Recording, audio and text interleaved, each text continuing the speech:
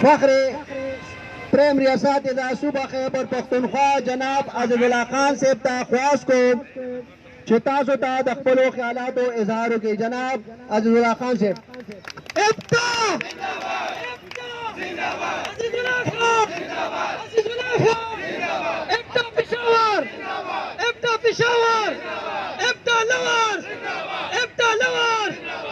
د پېښور پښتانه ځوانان د پېښور پښتانه ځوانان عزیز الله خان.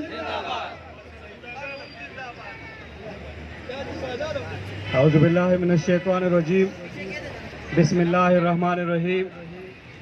زما ډېر عزتمندو ډېر غیرتمندو د پېښور د خاورې سره تعلق لرونکي ډېر نرانو زما وروڼو استادانو او بیا په تیره باندې زما د پېښور هغه نرانو خویندو ته زه سلام پیش کوم چې نن په خیبر پښتونخوا کې دی یو مثال پیش کو او تاسو سره څنګ په څنګ تاسو سره د خپل حقوقو د لپاره ولاړ دي.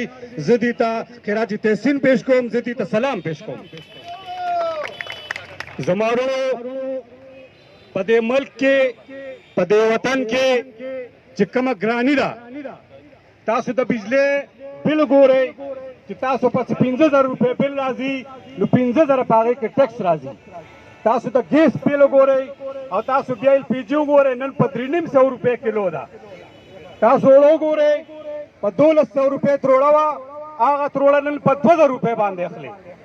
تاسو پټرول وګورئ چې زما ملګري زما استادان کوم چې په موټر سایکل باندې راځي خپلو ډیوټیانو له هغوی د خپل بجټ وګوري چې د میاشتې 15,000 خرچ و نن یې 15,000 روپۍ خرچ دی او تنخواه او مراعات دا په هغه ځای باندې پراته دي.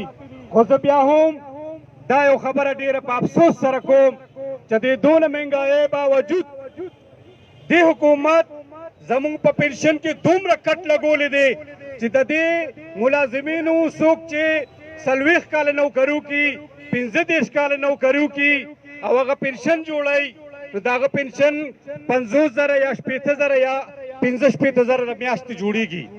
نن هغه پنشن د 60,000 په ځای باندې 40,000 روپۍ جوړیږي. د شرم مقام دی حکومت ته، د شرم مقام دی.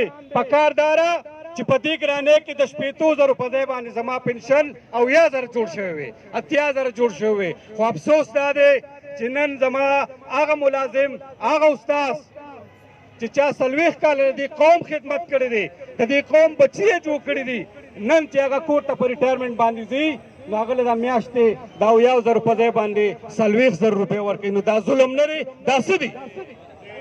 زه